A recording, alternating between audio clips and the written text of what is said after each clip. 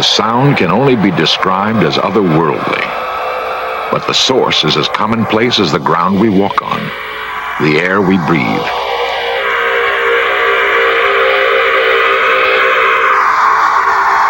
The sound comes from plants, through sensitive electronic devices which translate fluctuations of energy. Some call it a voice. Whatever it is, it raises the astonishing possibility that plants can communicate.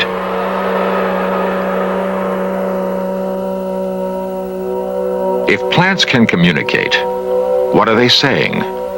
To whom or what are they talking? And how can we communicate with them?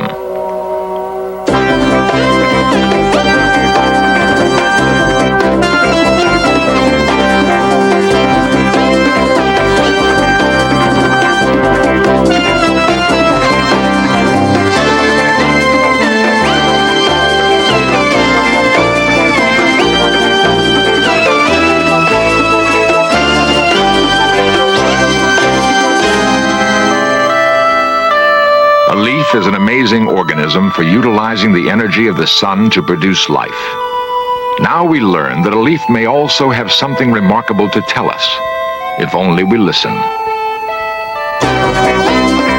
This series presents information based in part on theory and conjecture. The producer's purpose is to suggest some possible explanations, but not necessarily the only ones, to the mysteries we will examine.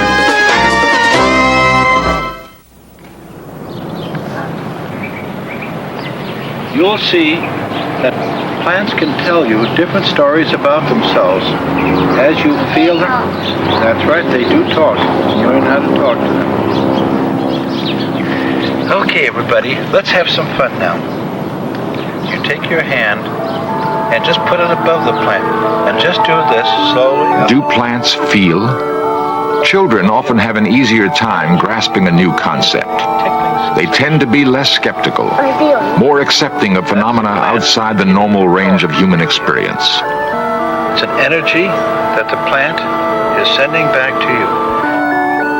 As you have a heart.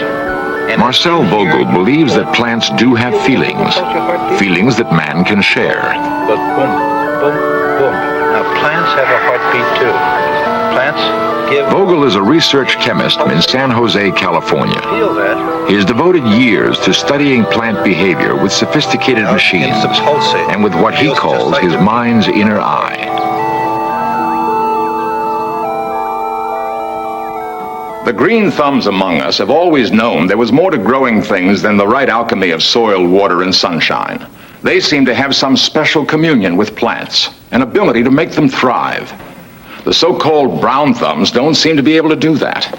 Yet they sometimes laugh when the green thumbs talk lovingly to their plants. Now we have a startling new concept that these simple life forms have been listening, and are listening still. No room decor is considered complete these days unless it includes something green and living. It may just be a fad, or the urban dweller's minor rebellion at too much steel and concrete.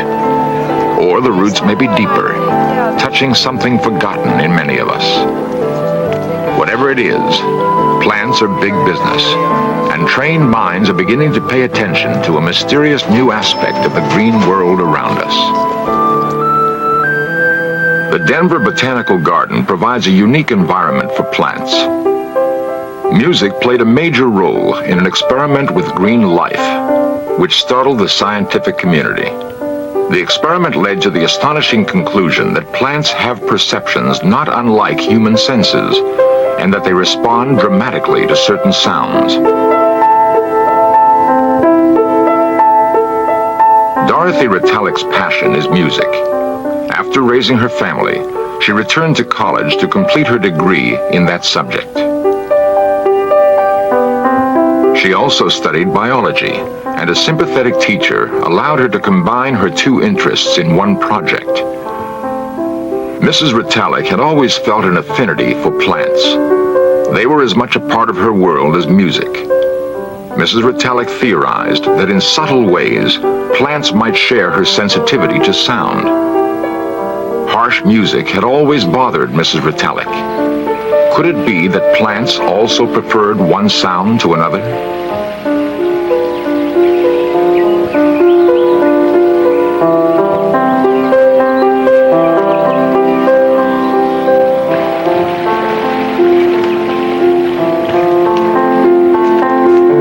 The experiment she devised to test her question has been duplicated many times, almost always with the same remarkable results. I always used 75 plants in every experiment. There were some vegetable plants, some flowering plants. I used green beans, squash. For the filming, used our Colorado carnations, petunias, marigolds. I used a great many different kinds of plants, so it is not just by chance that these things are happening.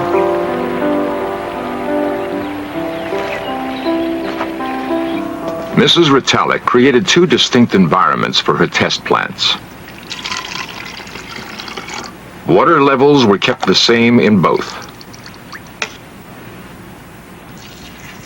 Temperature and lighting were identical. Only one element was different. Semi-classical music was played into one. Hard rock into the other.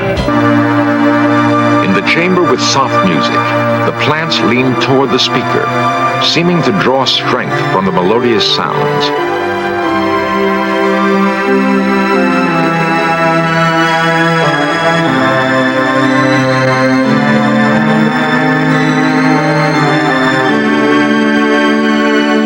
In the chamber with rock music, the plants shrank away and eventually died. Time-lapse photography represents the reactions of the plants over several days. The results are unmistakable. Test conditions could only mean that it was the quality of the music, not the volume, that determined the reaction of the plants. The plants, it seems to me, are trying to tell us something. If plants hear, how do they hear? Certainly there's nothing in the plant world like the human ear and mind, but perhaps there's something else. A way of hearing that doesn't involve receiving and interpreting sound waves. What we call a sound wave is merely one form of energy, but scientists know that energy takes many forms. Kendall Johnson is a specialist in Kirlian photography, a technique for making the invisible visible. Kirlian photography is the popular name for maybe what is better known as electrical photography. Think about putting a leaf on a piece of film, lay the film on the dresser, the table in your house, and sneak up on the little leaf and spark it. And when you develop the film in the normal way, what results is an image on the film that looks very much like the leaf.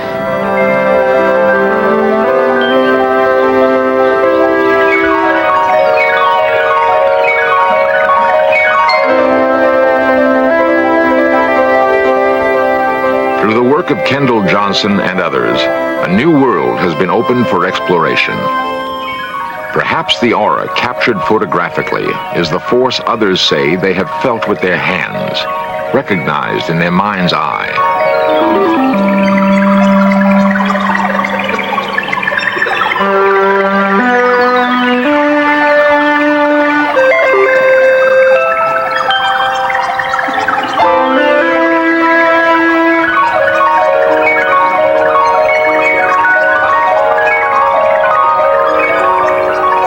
One fantastic experience we had was simply photographing the discharge that takes place in the atmosphere, in the air. Air is very necessary for these images. If there's no air, if there's no atmosphere, there's no image. We simply exposed the film to this discharge, and the result was a patterning that was incredible. It looked very much like a scene on the desert in the winter, a Zen garden, the way trees grow, and the impact of that image still is very vivid in my mind. And I wonder Is this saying something about the way patterns of energy perhaps predefine the way physically things develop? Kirlian photography not only creates these beautiful designs of energy, but it becomes very interesting when people interact with objects when these images are made. And one example of that would be what we call the green thumb series of experiments. We would pluck a leaf from a plant and make a picture, and then we'd scratch it, and then we'd make another image on film. And what would usually happen is that over a period of time, the leaf would gradually fade. But what we'd do then is, using the same type of leaf, ask someone who had the reputation of having a green thumb, you know, somebody that can grow anything. We asked them to hold their hand above the mutilated leaf. And with many of these people, rather than the leaf becoming dimmer, it actually became more brilliant. The profound implication is that the energy depicted by Kirlian photography works both ways. The finger of someone noted for skill and sensitivity with plants has a bright aura. The finger of a person who's had little success with plants represents a marked contrast. Maybe having a green thumb or a brown thumb means more than anyone realized, that a touch can convey as much information as volumes of words. As if somewhere in between this very personal world, the one that I feel, the one that I live in, and the other world that the ordinary world that we live in every day, that's me, and then the world's out there. There's this whole new other possibility, and that's very exciting. Can plants also speak? If so, can we learn to decipher this other voice?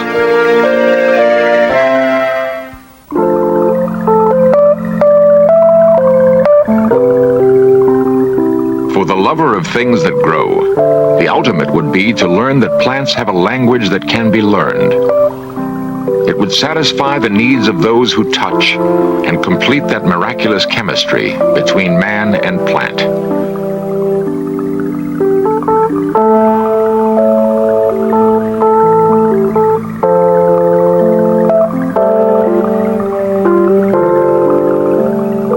Aristotle and Plutarch thought that trees had perceptions, that they were capable of passion and reason. Modern thinkers believe they may not have been far off.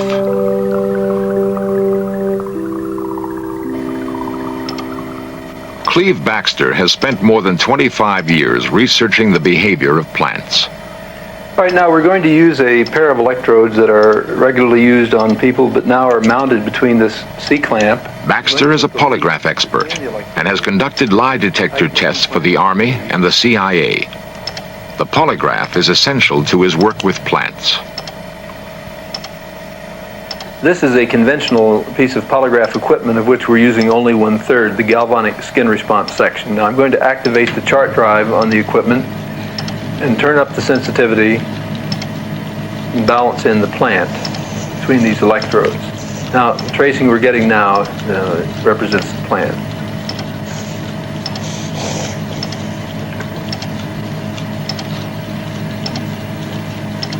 All right, now I'm going to take a scalpel and try to get underneath the skin level of my hand, see if the pain first of cutting causes any change in the plant. It is an experiment Baxter has performed many times. By inflicting pain on himself, he hopes to register some reaction in the plant. It is proof, Baxter feels, of perception on an elemental level. All living things, he believes, react to the pain of another. For whatever reason, the experiment fails. Perhaps Baxter has performed it too often. His reaction may not have been genuine.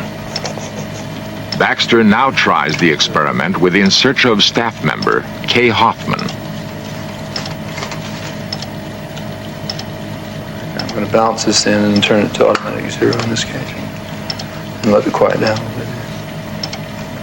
He calibrates the machine, this time in hope of achieving a response from the plant to the cutting of Kay's hand with a scalpel. You got a hand to spare? Right here? All right. Now, what I'm going to do is just to cut a little bit here. When you feel this, the thing that was going fairly calm is now going pretty wild. I think the plant is tuned into your apprehension pretty nicely. Now let's see if it's tuned into this.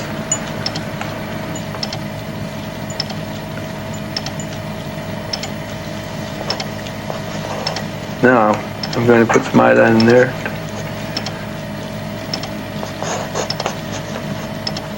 This time, the results were positive. The plant has reacted in some way. Baxter can only conclude that it is a reaction to the pain felt by another living thing. All right, now, let me take a look at this with you. This is sort of interesting because through here we were doing nothing that related to this, and then we decided to ask you if you would sit down and let us cut your hand. And right here is where you had the invitation to sit down and your apprehension of doing so. And here's where I'm starting the cutting. And actually your apprehension is worse than my putting the iodine in, which apparently didn't hurt too much. In fact, the thing quieted down while that was happening. But the idea of being cut, the cutting itself, caused it to go into this vibratory thing. So all the way through here you can see the changes that you may be able to match to your own mental set. Cleve Baxter is concerned not only with plants, but with primary perception in all simple life forms. Bacteria is the simplest plant life, and Baxter believes the bacteria in yogurt also yields evidence of what scientists call primary perception. All right, now I'm going to take some yogurt into this syringe, wipe the excess yogurt off, and fill the test tube with the yogurt, which contains two kinds of bacteria used in dairy products.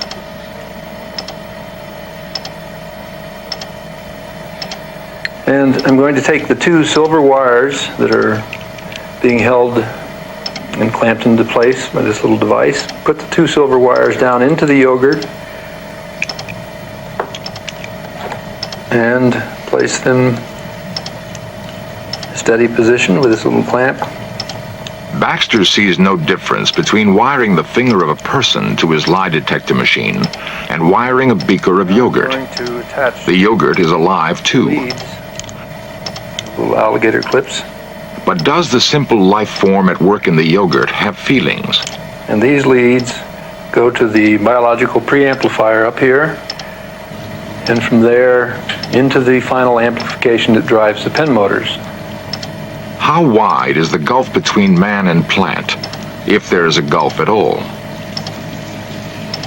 Now we're getting a tracing from the bacteria in the yogurt. Now we're going to see what will happen when I take a capsule of antibiotic material and sprinkle it into the yogurt and stir it in. And as I stir it up, we'll see if it has an effect. Baxter has killed the bacteria growing in the yogurt. I would say that's not enough. There is no reaction from the other sample. He begins again with a fresh beaker and a different experiment. All right, now I'm going to take some milk, and on the count of 5, pour the milk into the yogurt that I have in this beaker. Stir it up, and usually it takes maybe 15 or 20 seconds for the bacteria to find the nutrient. See what happens.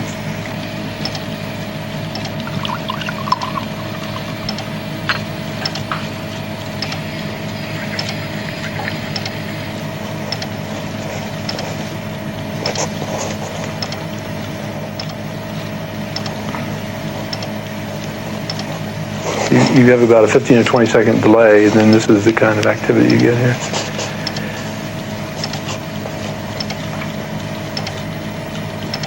Well, what I suspect is going on is that this yogurt is being fed the nutrient, and the other yogurt is trying to find its own nutrient, it's not making out.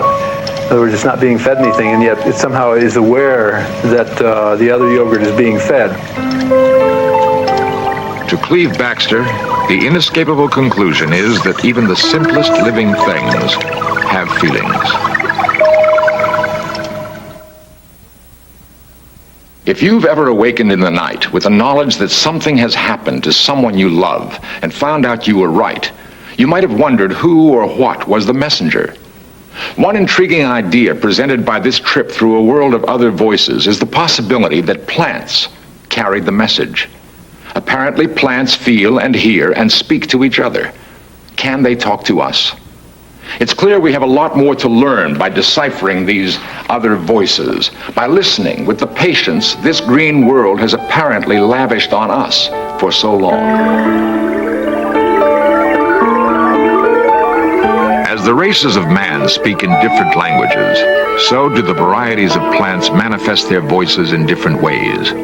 They seem to be able to hear and understand us.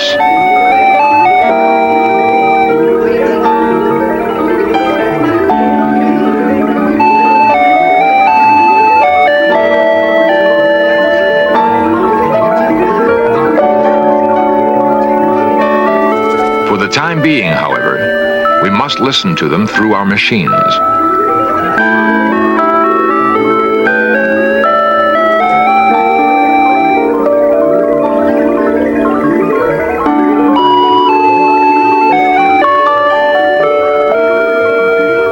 One day, those machines may be unnecessary.